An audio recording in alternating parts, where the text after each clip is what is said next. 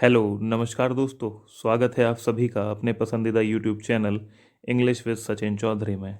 आज हम आपके लिए लेकर आए हैं बेहद खास वीडियो विलियम गोल्डिंग पर। दोस्तों, लॉर्ड ऑफ द फ्लाइज बहुत ही इंपॉर्टेंट वर्क है विलियम गोल्डिंग का, 1954 में आया था।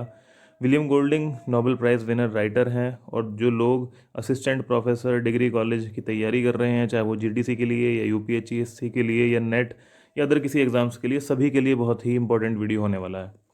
दोस्तों, वीडियो को स्किप मत करिएगा, लास्ट तक ज़रूर पूरी वीडियो देखिएगा, और जितने भी इंपॉर्टेंट क्वेश्चंस हैं और समरी इसकी हम इस वीडियो में कवर करेंगे। तो चलिए, बिना किसी देरी के, बिना कोई समय गंवाए, वीडियो को स्टार्ट करते हैं। दोस्तों, आप अपनी स्क्रीन पर देख सकते हैं एक चार्ट हमने बनाया है, एक चार्ट हमने लिया है जिसमें इनके मेन कैरेक्टर को दिखाया गया है। आगे हम इसके बारे में, इसकी समरी को डिटेल से डिस्कस करेंगे। दोस्तों, जैसा कि इस पर आप देख सकते हैं, लॉर्ड ऑफ द फ्लाइज 1954 में आया था। इनका, विलियम गोल्डिंग का, ये पहला नॉवेल था, और 1983 में विलियम गोल्डिंग को लिटरेचर में कंट्रीब्यूशन के लिए नोबेल प्राइज़ से भी अवॉर्डेड किया गया था। जी दोस्तों, देखते हैं मेन कैरेक्टर्स इसके। राल्फ जो है इलेक्टेड लीडर है, और जैक जो कि एंटागनिस्ट है, राल्फ प्रोटैगनिस्ट है, राल्फ हीरो है। जैक को हम देखें तो विलन के तौर पर हम देख सकते हैं। लिटलन्स दोस्तों, ये क्योंकि बच्चों की कहानी है जिसमें 6 से 12 साल तक के बच्चे हैं, तो छोटे बच्चों को इसमें लिटलन्स कहा गया है। पिगी एक इम्पॉर्टेंट कैरेक्टर है, इंटेलेक्चुअल को वो रिप्रेजेंट करता है, इंटेलेक्चुअलिटी को, ह्यूमन की। रॉजर एक सैडिस्ट कैरेक्टर है। क्वायर या हंटर्स इनकी टीम है जिसे लीड करता है जैक। और सैम और एरिक नाम के दो ट्विन्स हैं, उन्हें रिप्रेजेंट करता है। तो दोस्तों, चलिए हम अब स्टोरी को आगे बढ़ाएंगे। उससे पहले विलियम गोल्डिंग के लाइफ से रिलेटेड कुछ इंपॉर्टेंट क्वेश्चन जान लेते हैं। दोस्तों, अगर आपको हमारा ये वीडियो पसंद आता है और तो आप हमारे चैनल को सब्सक्राइब कर लें। अगर आप हमारे चैनल पर पहली बार आए हैं तो आप हमारी प्लेलिस्ट में जाकर इंपॉर्टेंट वीडियोस लिटरेचर से रिलेटेड देख सकते हैं। चलिए दोस्तों, आगे बढ़ते हैं। लॉर्ड ऑफ द फ्लाइज, जैसा कि आप जान ही चुके हैं, फिर 1954 में आया था। William Golding Nobel prize winner हैं। चलिए दोस्तों, आगे बढ़ते हैं। विलियम गोल्डिंग के लाइफ के कुछ इंपॉर्टेंट पॉइंट्स जान लेते हैं, जहाँ से क्वेश्चन बार बार पूछे जाते हैं। इंपॉर्टेंट राइटर है दोस्तों, असिस्टेंट प्रोफेसर जो लोग बनने जा रहे हैं, जो एग्जाम्स में अपीयर होने जा रहे हैं, इस राइटर से बहुत इंपॉर्टेंट और बहुत सारे क्वेश्चन पूछे जाते हैं एग्जाम्स में। प्रीवियस ईयर पेपर में भी आपने देखा होगा।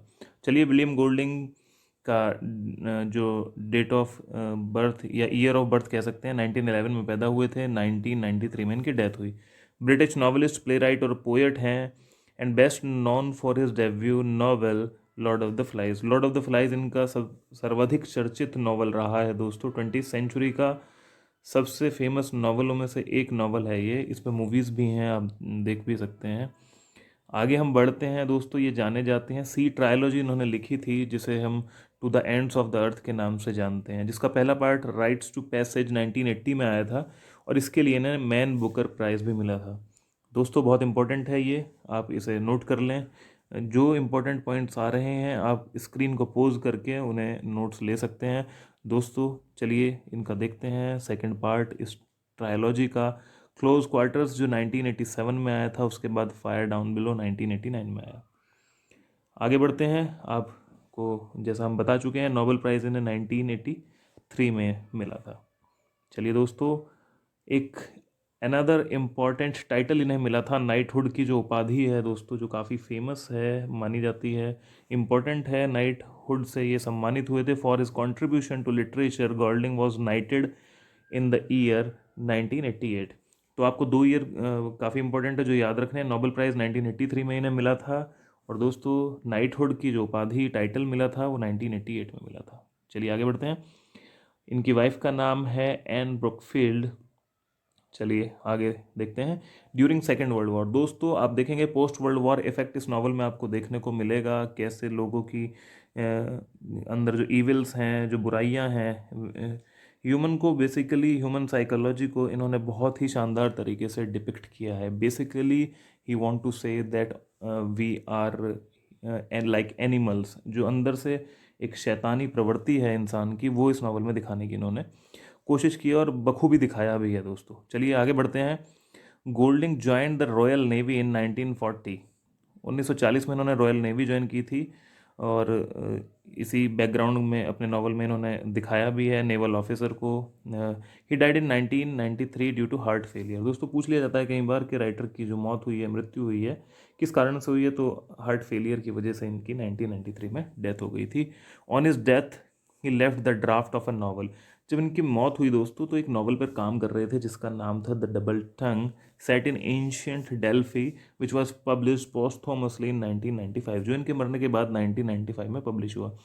दोस्तों अक्सर पूछ लिया जाता है राइटर का लास्ट वर्क या जो इनकम्प्लीट वर्क था, तो ये भी हमने बता दिया आपको, ये इंपॉर्टेंट है, नोट कर लीजिएगा। चलिए इनकी लाइफ से जुड़ी और थोड़ी कुछ इंपॉर्टेंट बातों पर हम चर्चा करते हैं, फिर नॉवल की समरी और इंपॉर्टेंट फैक्ट्स हम डिस्कस करेंगे। दोस्तों अगर आप हमारे चैनल पर पहली बार आए हैं और ये वीडियो या कंटेंट हमारा आपको पसंद आ रहा है तो चैनल को सब्सक्राइब करना ना भूलें, बेल आइकन का बटन प्रेस कर दें ताकि आने वाले सभी इंपॉर्टेंट वीडियोज़ का नोटिफिकेशन समय से आपको मिल जाए। चैनल को सपोर्ट करें, दोस्तों के साथ भी शेयर करें, जो भी लिटरेचर के स्टूडेंट्स हैं, स्कॉलर्स हैं। दोस्तों आपके लिए आने वाले समय में हम ऐसी ही इंपॉर्टेंट वीडियोस लाते रहेंगे। चलिए आगे बढ़ते हैं। 1951 Golding began writing a manuscript while he was teaching at Bishop Wordsworth school. इन्होंने 1951 में लिखना इसे स्टार्ट कर दिया था दोस्तों। The novel and initially titled strangers from with in. दोस्तों बहुत ही इंपॉर्टेंट पॉइंट ये बनता है, जो इनका ये नावल है famous Lord of the flies, सभी को पता है। जब इन्होंने इसे लिखना स्टार्ट किया था then he was teaching in Bishop Wordsworth school in 1951। दोस्तों 1951 में ये स्कूल में पढ़ा रहे थे बिशप वर्ड्सवर्थ में, और जो इन्होंने टाइटल रखा था स्ट्रेंजर्स फ्रॉम विद इन, कई बार पूछ लिया जाता है नेट और असिस्टेंट प्रोफेसर जैसे बड़े एग्जाम्स के लिए इंपॉर्टेंट क्वेश्चन बन जाता है। चलिए आगे देखते हैं। The same novel later publish in the September 1954। यही नावल बाद में 1954 में पब्लिश हुआ अंडर द टाइटल हम सभी जानते हैं लॉर्ड ऑफ द फ्लाइज। चलिए दोस्तों आगे बढ़ते हैं। एक इंपॉर्टेंट क्रिटिक का पॉइंट ले लेते हैं, इस पर क्वेश्चन भी पूछा गया है।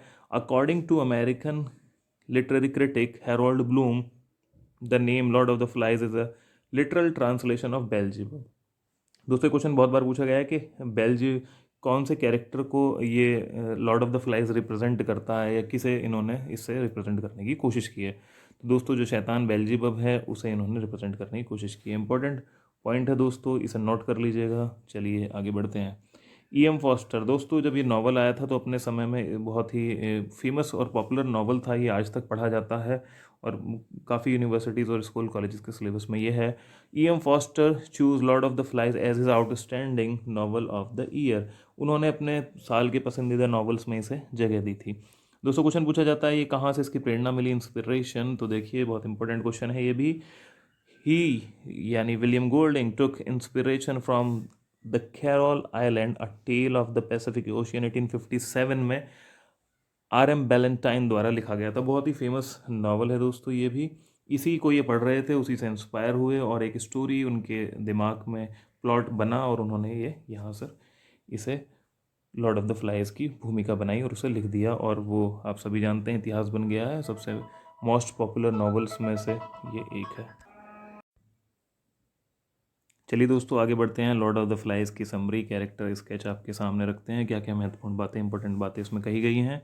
इसका जो जेनरे है एलिगरिकल नॉवल है दोस्तों। एलिगरी में जहाँ पर आपको किसी कहानी के माध्यम से कोई इंपॉर्टेंट मैसेज दिया जाता है।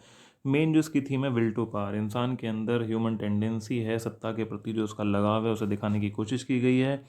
मॉरलिटी और इमोरलिटी जो ह्यूमन टेंडेंसीज हैं उन पर बात की गई है। रैशनल और इमोशनल रिएक्शंस। चलिए आगे बढ़ते हैं। इसमें कहानी में दोस्तों कुछ मेन कैरेक्टर्स हैं, फिर हम आप कहानी के बारे में जिक्र करेंगे। जो इंपॉर्टेंट क्वेश्चन बनते हैं इसमें ह्यूमन टेंडेंसीज जो व्यक्ति की प्रवृत्ति हैं वो अलग अलग कैरेक्टर से शो करने की राइटर ने कोशिश की है। बैकग्राउंड में बता देते हैं। Boys arrival on the island after their plan has been shoot down during a war, nuclear world war. एक न्यूक्लियर वर्ल्ड वॉर की कंपेयर एक कल्पना की है, एक इमेजिनेशन की है राइटर ने, जिसे वर्ल्ड वॉर थर्ड का नाम उन्होंने दे दिया है। इस पैसिफिक ओशियन के आसपास कहीं ये एक आइलैंड है जहाँ पर एक प्लेन क्रैश हो जाता है और उसमें बच्चों की एक ग्रुप है जो 6 से 12 साल के बीच में है। तो चलिए दोस्तों देखते हैं कि इन्होंने किन किन मेन कैरेक्टर्स के थ्रू बात करने की कोशिश की है। ये 4-5 कैरेक्टर हैं जो मेन कैरेक्टर्स हैं, आपको इन्हें याद रखना है। राल्फ जो है दोस्तों प्रोटैगनिस्ट है, हीरो है। ऑप्टिमिस्टिक थॉट, दोस्तों आपको याद रखना है ये ऑप्टिमिस्टिक और लीडरशिप का एक प्रतीक है, सिंबल है। दूसरा जो मेन कैरेक्टर हमारे सामने आता है वो है पिगी। पिगी का जो कैरेक्टर है दोस्तों वो इनोसेंस और साइंटिफिक अप्रोच को दिखाता है। वो क्वेश्चन बार बार पूछा गया है। और ये अस्थमा से पीड़ित भी दिखाया गया है। इन्हें चश्मा लगाता है, ये glasses he use to wear glasses, तो उसका बाद में उपयोग भी किया जाता है आग जलाने के लिए, वो आपको स्टोरी में पता लगेगा। जैक मैरिडो द मेन विलन और प्रोटैगनिस्ट, ये इविल को शो करता है दोस्तों। ह्यूमन मैनकाइंड के जो भीतर एक दबी हुई जो बुराई है उसका प्रतीक है ये। क्वायर टीम का जो लीडर भी है, ये हंटर्स पार्टी का लीडर बाद में बनता है दोस्तों। एक और कैरेक्टर है रॉजर, जो इसी का सहयोग करता है। ये सैडिस्ट है दोस्तों। सैडिस्ट वो प्रवृत्ति है जहाँ मनुष्य, ऐसे मनुष्य जो दूसरों को दुख देके सुख का अनुभव करते हैं। तो इस तरीके की चीज़ें इन्होंने शो की हैं। जो साइमन दोस्तों मेन कैरेक्टर आता है हमारे पास। साइमन एक विजनरी व्यक्ति है, स्पिरिचुअलिटी को ये शो करता है। और दो कैरेक्टर और हैं, सैम एंड एरिक, ये ट्विंस हैं दोस्तों, जुड़वा हैं ये। और इनके बारे में दिखाया गया है जैसे नॉर्मल व्यक्ति होते हैं कि समाज के प्रेशर में आकर अपनी डिसीज़न ले लेते हैं कि हमें क्या करना है क्या नहीं करना है। चलिए दोस्तों कहानी आगे बढ़ाते हैं, उससे पहले दो तीन पॉइंट आप जान ले। 3 प्राइमरी पॉलिसीज़, 3 पॉलिसीज़ पर राल्फ ने जोर दिया था जब उसे लीडर चुना गया। टू हैव फन, आनंद की तरफ जाएं। टू सर्वाइव, अपनी सुरक्षा। And to constantly maintaining the smoke signal, और आग जलाकर हमें एक सिग्नल देना है कि हम यहाँ पर हैं ताकि उनका रेस्क्यू किया जा सके, बचाव किया जा सके। चलिए दोस्तों कहानी के बारे में बात करते हैं। मेन जो कैरेक्टर्स हैं हमने उनका जिक्र कर लिया है। अब एक चीज़ और देख लेते हैं। जो ये बच्चे थे दोस्तों, हमने बताया था 6 साल से लेकर 12 साल तक की टीम है। इसमें बिगन्स ओल्डर बॉयज़ के लिए, बड़े बच्चों को बिगन्स कहा है। लिटलन्स यंगर बॉयज़ के लिए कहा गया है। ये याद रखिएगा दोस्तों। एक कैसल रॉक है जो बाद में यहाँ पर ये अपना हेडक्वार्टर सेट करता है जैक। चलिए आगे बढ़ते हैं, बात करते हैं कहानी को। दोस्तों ये कहानी है एक ग्रुप की, एक बच्चों का ग्रुप है। एक एरोप्लेन क्रैश हो गया है जो पैसिफिक आइलैंड पर कहीं है, और इनकी जो उम्र बताई गई है वो 6 से 12 साल में है। कहीं साउथ पैसिफिक ओशन में बच्चों का एक ग्रुप है 6 से 12 साल तक का। एक्सीडेंट में सिर्फ बच्चे ही बचे हैं, प्लेन क्रैश हो चुका है। अब ये बच्चों में सबसे पहले जो हमारे सामने आता है वो है राल्फ का कैरेक्टर। जैसा कि हमने बताया है, राल्फ इज़ द हीरो और protagonist, a handsome good nature boy. और उसके साथ में होता है पिगी। तो ये दो कैरेक्टर शुरू में हमारे सामने आते हैं, राल्फ एंड पिगी। पिगी एक फैट, एक मोटा बच्चा है जो एक चश्मा लगाता है, और जो साइंटिफिक अप्रोच का प्रतीक भी हमने बताया था आपको, सिंबल उसका क्या लिया गया है। और एक दूसरी तरफ एक टीम है जहाँ पर दिखाया गया है क्वेयर टीम है, जैक है वहाँ पर रॉजर है, सैम, एरिक, और ये तमाम कैरेक्टर्स आते हैं। दोस्तों राल्फ जो है वो पॉजिटिविटी, ऑप्टिमिस्टिक है, पॉजिटिविटी का सिंबल है। वो कहता है this is our island, it is good island. वो घबराता नहीं है सिचुएशन से, और वो कहता है कि ये आइलैंड हमारा है और हम अपने आप को बचा लेंगे, यहाँ सस्टेन कर लेंगे और यहाँ से रेस्क्यू कर जाएंगे। इसके जो राल्फ के जो फादर हैं दोस्तों, वो एक नेवल ऑफिसर हैं, नेवी में अधिकारी हैं, और उसे पूरा भरोसा है कि उसके फादर उसे बचा लेंगे। बस ये सोचता है कि तब तक फादर और मेरे यहाँ पर आएँ, तब तक हमें सबको सुरक्षित रहना है, ये सब के बारे में सोचता है। Simon has is on visionary approach to life. दोस्तों साइमन जो है उसका विजनरी अप्रोच है लाइफ के प्रति, राल्फ कॉन्फिडेंट है। चलिए आगे बढ़ते हैं। थोड़ी देर में ही ये एक जो समुद्र है उसके किनारे नहाने जाते हैं, तो वहाँ पर इन्हें एक कॉन्च मिलता है, एक शंख मिलता है दोस्तों। और ये जो शंख है, शंख, पिगी कहता है राल्फ से कि आप इस शंख को बजाओ ताकि जो आसपास के लोग हैं, बच्चे हैं जो हमारे आसपास जो साथी हैं, वो इकट्ठे हो जाएंगे। तो दोस्तों ये शंख बजाता है और वो देखते हैं कि all the other children gathered around Ralph and piggy. उसकी आवाज़ सुनकर जो बाकी बच्चे हैं आइलैंड पर, वो आ जाते हैं और वो राल्फ और पिगी के चारों तरफ एक गैदरिंग कर लेते हैं। The boys are different ages and size and wear different types of dresses. जो बच्चे हैं अलग अलग एज ग्रुप से हैं, और स्कूल बॉयज़ हैं तो उन्होंने ड्रेसेस, स्कूल ड्रेसेस पहनी हुई हैं, यूनिफॉर्म उन्होंने पहनी हुई है। स्कूल ख्वायर टीम है जिसका हमने बताया था जैक मैरिडो, पहले से ही एक टीम थी स्कूल ख्वायर। और वहाँ पर उन्होंने ब्लैक क्लॉक्स, उन्होंने काले कपड़े पहने हुए थे, और कुछ स्ट्रिप्स, बैंड, सिल्वर बैजेस लगे हुए थे, और गोल्डन बैज जो था वो था जैक के पास। और जैक दोस्तों हमने कहा था जो पावर जो है उसका सिंबल है, प्रतीक है मनुष्य की जो एक अभिलाषा रहती है एक सत्ता में आने की। तो चाहता है कि मैं यहाँ पर लीडर बन जाऊँ। All the boys including a small group led by Jack Merridew assembles together and Jack want to be the leader. पर होता क्या है दोस्तों, लीडरशिप सभी लोग मिलकर राल्फ को अपना लीडर सेलेक्ट करते हैं, क्योंकि उसी ने जो कॉन्च को ब्लो किया था, शंख बजाया था और सब लोग को वहाँ गैदर किया था। तो सब वोट कर कर सेलेक्ट कर लेते हैं। An honest and strong willed boy, though not a very intelligent one, Ralph realises that their first task is to build shelter for them self. Ralph कहता है कि देखो, पहली जिम्मेदारी हमारी ये है कि हम सुरक्षित रहें। सुरक्षा के लिए ज़रूरी है कि हम अपना एक शेल्टर बना लें, और जो छोटे बच्चे हैं उनके लिए भी एक अरेंजमेंट हो जाएगा। लेकिन जो जैक है वो कहता है पहले हमें खाने की खोज करनी चाहिए, खाने के बारे में। तो अपनी हंटर पार्टी बना लेता है कि हम शिकार पर निकलेंगे।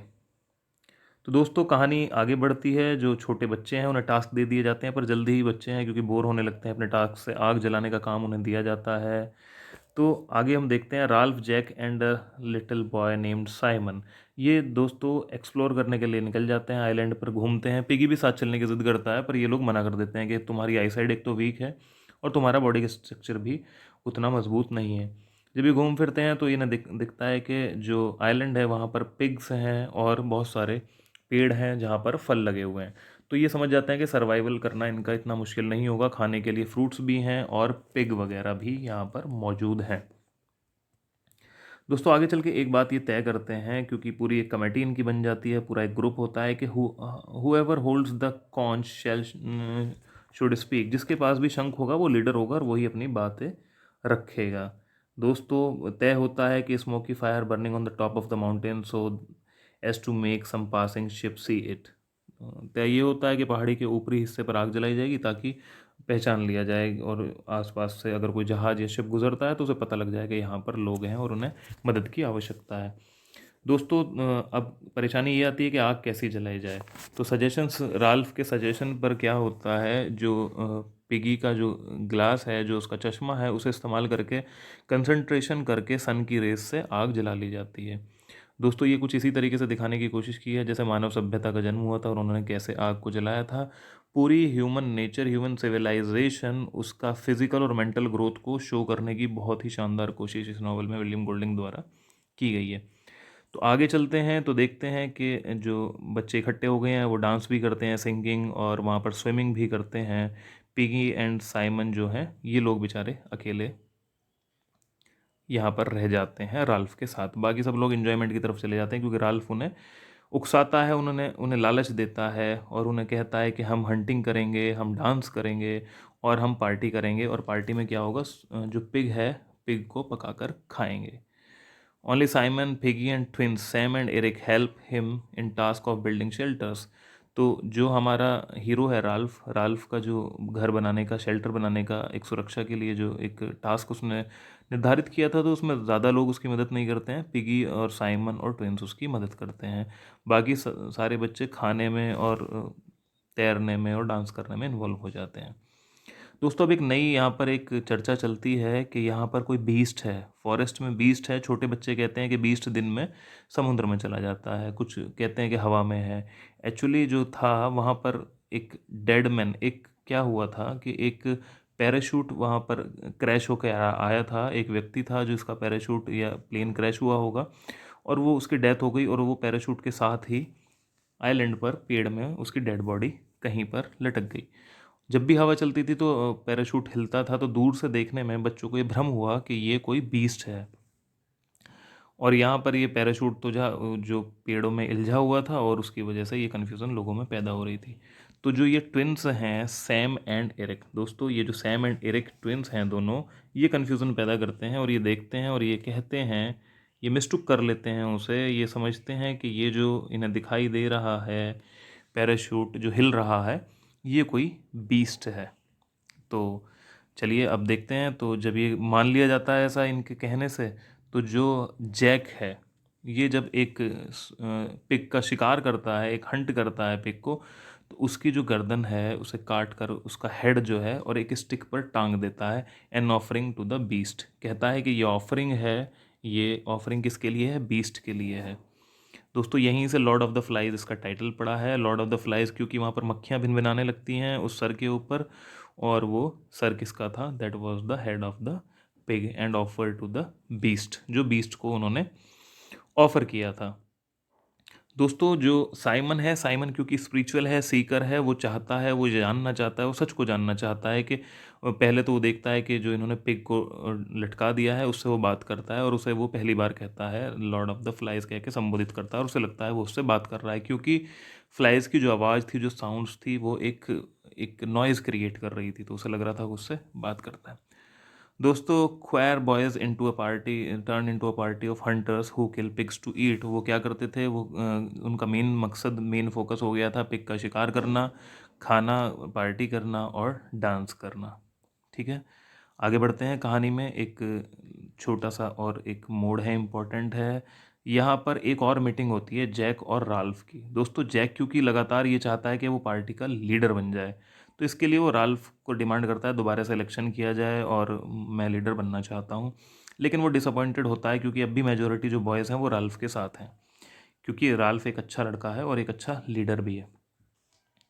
आने वाले टाइम में क्या करता है, जो राल्फ थोड़ा बहुत झगड़ा करता है उनसे, मतलब जैक जो है राल्फ से झगड़ा करता है और चला जाता है, लेकिन इनविटेशन देकर जाता है कि वो पिग को उन्होंने मारा है और एक पार्टी वो लोग कर रहे हैं। तो साइमन जाने से मना कर देता है। राल्फ और पिगी पहुंच जाते हैं। साइमन जो है ये जानना चाहता है, he want to solve the mystery of the beast. Simon जो है दोस्तों, क्योंकि सीकर है और वो जानना चाहता है कि बीस्ट की ये मिस्ट्री क्या है। बाकी लोग पार्टी में चले जाते हैं और जब वो घूमना शुरू करता है तो he at last found the truth about the beast. Last में साइमन को ट्रुथ पता लग जाता है and he was extremely tired and he slowly goes towards Jack's camp to give the information to the boys. अब वो थक भी चुका था बेचारा साइमन, और वो चाहता है कि अब मैं जाके जैक को और पूरी टीम जो वहाँ पर पार्टी कर रही है उन्हें इन्फॉर्मेशन दे दूँ। Ralph and Piggy go out at the night to Jack's camp. रात में राल्फ और पिगी भी पहुंच चुके हैं कैंप में। सब लोग कैंप में खा पी कर डांस कर रहे हैं और इतने ज़्यादा ओवर एक्साइटेड वो हो जाते हैं दोस्तों कि उन्हें साइमन जो उन्हें सूचना देने आया था कि वहाँ पर कोई बीस्ट नहीं है, वो दौड़कर जो आ रहा था, तो उस ग्रुप ने, उस हंटर्स की टीम ने, उन उन्मादी लोगों की भीड़ ने जैक को ही मार डाला। हाँ दोस्तों, बिल्कुल आपने सही सुना, they killed Jack. In their great excitement the boys take him to the beast and attack and kill him. वो ज़्यादा उन्माद के उस दौर में उन्होंने साइमन को ही दोस्तों मार डाला। तभी वहाँ पर एक तूफ़ान आता है, उस तूफ़ान में बारिश होती है और वो जो डेड बॉडी थी साइमन की, वो बहकर समुद्र में चली जाती है, और जो ऊपर जो बीस्ट का था, बीस्ट की डेड बॉडी थी, वो भी वहीं पर माउंटेन के टॉप पे जो एयरमैन था वो भी वहाँ पर बहकर चली जाती है। Ralph now realise that his leadership over. Ralph को अब ये लगता है कि अब सब लोग जो उन्मादी हैं वो अब किसके कंट्रोल में है, जैक के, और उसकी लीडरशिप अब लगभग ख़त्म हो गई है। आगे देखते हैं, Jack is the new leader. अब जैक नया लीडर हो गया और उसने अपना जो हेडक्वार्टर बनाया है वो कैसल रॉक पर बनाया है दोस्तों। जी, कैसल रॉक पर उन्होंने बनाया है, और the boys have change into a savage tribe. अब वो एक जंगली लोगों की तरह व्यवहार करने लगे हैं, क्योंकि उनका जो लीडर है अब एक जंगली व्यक्ति बन गया है, और वो है जैक। चलिए आगे देखते हैं। जो रॉजर है और म्यूराइज हैं, ये इसके साथी हैं इसके इस काम में। अब दोस्तों एक लड़ाई दिखाते हैं। अब जो जैक की टीम है वो जाती है राल्फ और पिगी से लड़ाई करने, उनसे झगड़ा करने। They beat up Piggy and run away with his spectacles. उसका चश्मा तोड़ देते हैं, उसका चश्मा लेकर भाग जाते हैं। कौन? जैक और उसकी टीम, जो कि अब बिल्कुल जंगली लोगों की तरह व्यवहार कर रहे हैं दोस्तों। Ralph now decided to take bold act to settle the matter once and for all. अब बार बार जैक को, राल्फ को लगता है कि जो जैक की हरकतें हैं ये हद से बाहर हो रही हैं और उन्हें जाना होगा और उन्हें एक सेटलमेंट कराना होगा। तो अब राल्फ जो है वो जाता है कहाँ? जैक के पास, जहाँ वो उस कैसल रॉक पर जो रहता है, कहता है कि अब हमारा फैसला होना चाहिए। यहाँ पर जो रॉजर होता है दोस्तों, ये जो रॉजर है ये ऊपर से एक पत्थर गिरा देता है, किसके ऊपर? पिगी के ऊपर, जिससे बेचारे पिगी की मौत हो जाती है। जी दोस्तों, इस लड़ाई में पिगी की मौत हो जाती है। अब जो राल्फ है वो बहुत अकेला रह गया है, क्योंकि उसका पहला पार्टनर साइमन वो भी चला गया है और पिगी भी चला गया है, और ये जो लोग हैं ये जंगली लोगों की टीम एक बन चुकी है। दोस्तों अब क्या होता है, ये जो सैम एंड एरिक जो थे, ये दो जो ट्विंस थे, इन लोगों को भी ये मार पीट कर अपनी पार्टी में मिला लेते हैं। कौन? जैक। सब लोग इस पार्टी में हो गए हैं। Simon Eric in the evening the twins are now working as guard under Jack. अब ये दोनों भी जैक की पार्टी में हो गए हैं और ये इन्हें बताते हैं कि जो अब जैक है वो तुम्हें मारना चाहता है। ये इन्फॉर्म करते हैं that Jack want to kill Ralph. अब बिल्कुल राल्फ अकेला हो गया है, वो इधर से उधर भाग रहा है और जैक सबसे लास्ट में क्या करता है, वो जंगल में आग लगा देता है कि जहाँ भी वो छुपा हुआ है राल्फ, उसे बाहर निकलना ही पड़ेगा because he want to kill Ralph. वो राल्फ को मारना चाहता है। दोस्तों जंगल की आग से परेशान होकर उससे बाहर भागना होता है और राल्फ बाहर आ जाता है और बाहर आते आते बेहोशी की हालत में वो बेहोश हो जाता है और जब उसकी आँख खुलती हैं तो देखता है कि उसे रेस्क्यू कर लिया गया है। He was rescued by the team of naval officer. Naval officer वहाँ पर लास्ट में आ जाता है और वो इन लोगों की जान बचा लेता है। तो राल्फ जो है वो सेव्ड हो जाता है, वरना ये लोग मिलकर इसे भी मार देते। तो दोस्तों यही कहानी है। The novel closes after having given a description of the fall of the boys for a state of innocence to that of evil। तो लास्ट में कहानी ख़त्म होती है, बताते हैं कि जो बच्चे थे वो किस तरीके से ईविल को अपना लेते हैं अकेला होने पर, बिना किसी कंट्रोल के ना होने पर। सिविलाइजेशन नाम की कोई चीज़ वहाँ पर नहीं है। तो दोस्तों ह्यूमन टेंडेंसी, मानवता का जो असली विभत्स रूप है वो दिखाने की कोशिश की है। वर्ल्ड वॉर के बाद और वर्ल्ड वॉर के जो अपने एक्सपीरियंस थे उन्होंने विलियम गोल्डिंग ने इस नावल में शो करने की कोशिश की है कि किस तरह व्यक्ति विभत्स है, क्रूअल है, ईविल है। तो ये एक नावल था दोस्तों। कमेंट करके हमें बताइएगा आपको ये कहानी कैसी लगी। आई होप कि आपको हमारा ये वीडियो पसंद आया होगा। दोस्तों अगर वीडियो पसंद आया हो तो चैनल को लाइक, सब्सक्राइब, शेयर करना ना भूलें। अपने तमाम दोस्तों के साथ शेयर ज़रूर करें। हम जल्द लेकर आएंगे कुछ ऑब्जेक्टिव और इम्पोर्टेंट क्वेश्चंस इस चैप्टर पर। आप कमेंट बॉक्स में बता सकते हैं आप किस राइटर पर वीडियो देखना या सुनना पसंद करेंगे। तो दोस्तों आज के लिए फ़िलहाल इतना ही। Thanks for watching our video और हमें मोटिवेट करते रहिए, हमें सपोर्ट करते रहिए because your motivation, your support, your support is our only motivation. आपका जो सपोर्ट है वो हमें मोटिवेट करता है नई नई वीडियोज़ लाने के लिए। चलिए दोस्तों बेस्ट ऑफ लक। आज के लिए फ़िलहाल इतना ही, जल्दी मिलते हैं। Thank you.